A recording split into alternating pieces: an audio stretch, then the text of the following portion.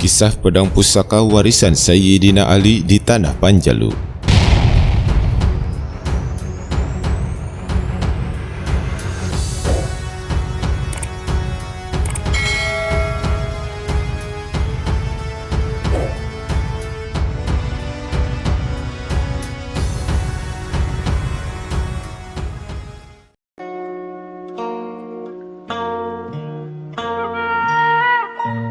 Panjalu merupakan sebuah desa dan kecamatan yang berada di Ciamis, Jawa Barat yang memiliki banyak cerita unik dan keterkaitan dengan sejarah kerajaan pada masa lalu.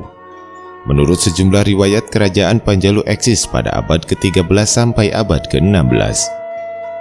Secara geografis, kerajaan Panjalu memiliki tapal batas berupa bentang alam yang baik karena wilayah itu seolah dijaga oleh rangkaian pegunungan yang ada di sekelilingnya.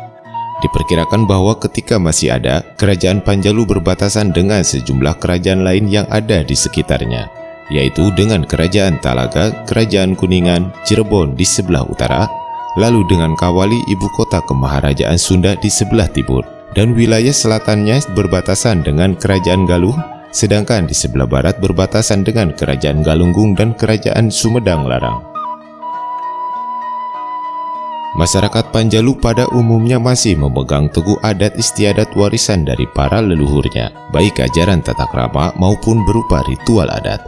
Salah satu ritual adat yang masih dipertahankan dari dulu sampai sekarang yaitu upacara nyangku.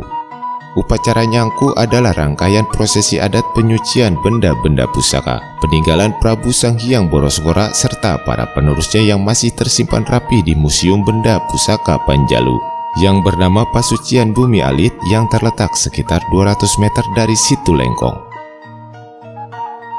Begitu banyak benda pusaka yang dimandikan dalam upacara nyangku, diantaranya keris Pancaworo, Trisula, goong kecil, dan banyak lagi lainnya. Namun ada upacara penyucian benda pusaka yang paling ditunggu-tunggu, yaitu pencucian pedang Zulfikar yang dipercaya merupakan warisan dari Sayyidina Ali radhiyallahu anhu. Menurut Babat Panjalu, pedang tersebut diberikan langsung oleh Sayyidina Ali kepada Raja Panjalu yang bernama Prabu Borosngora.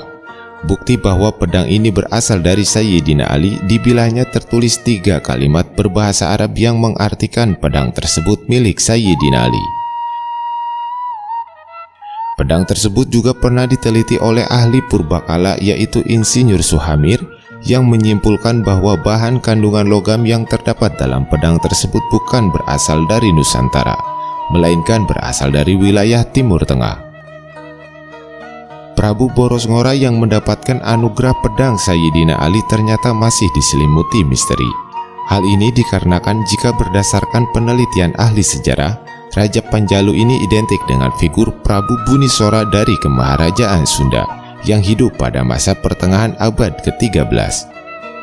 Dengan demikian, jika melihat masa kehidupan kedua tokoh tersebut, Sayyidina Ali berasal dari abad ke-7, sementara Prabu Borosngora hidup pada abad ke-13.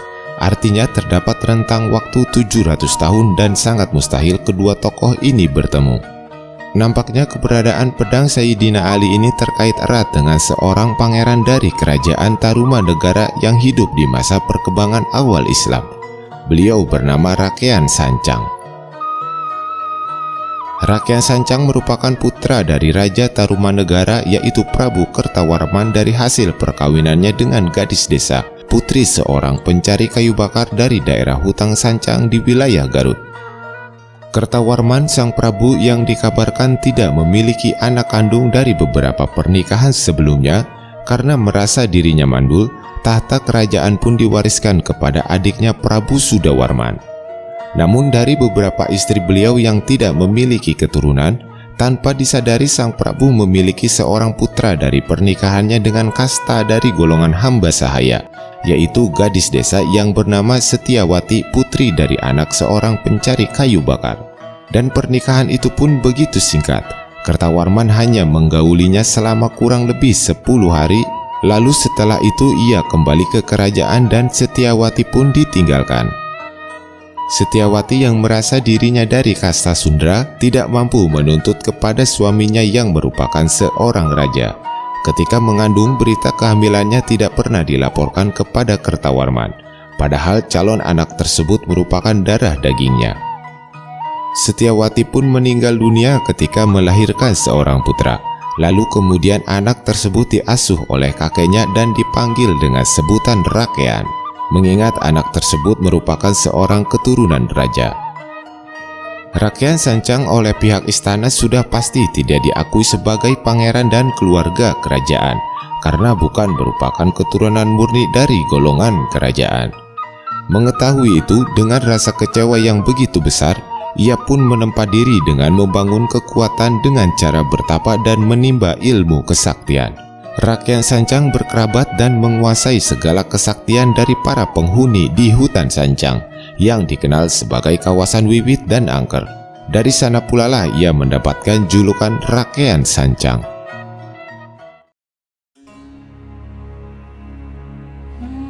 Rakean Sancang yang merasa sakti mandraguna tiada tanding, ia selalu menjajal kesaktiannya dengan mencari lawan tangguh yang mampu mengalahkannya. Dikabarkan pencarian itu pun sampai ke negeri Arab. Ketika di tanah Arab, Rakean Sancang bertemu dengan Sayyidina Ali dan ia pun langsung mengutarakan maksud untuk menguji kesaktian. Singkat cerita, Sayyidina Ali mampu mengalahkannya dengan tanpa adanya pertempuran. Ada kisah menyebutkan Sayyidina Ali hanya menyuruh Rakean Sancang untuk mencabut tongkat yang ia tancapkan di atas pasir. Dengan segenap kesaktian yang dimiliki, Rakean Sancang tidak mampu mencabut tongkat tersebut dan ia pun menyerah lalu masuk Islam dan berguru kepada Sayyidina Ali.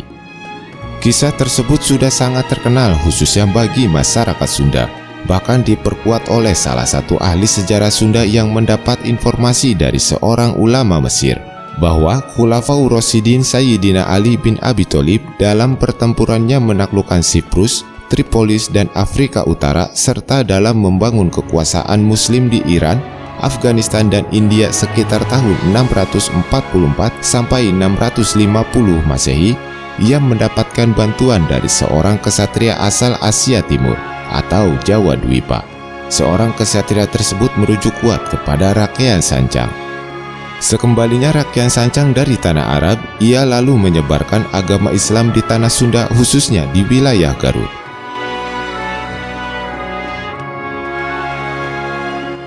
Pedang Zulfikar Sayyidina Ali yang berada di Panjalu Ciamis memang secara fakta sejarah masih diselimuti misteri, terutama pada ketepatan tahun dan penamaan tokoh.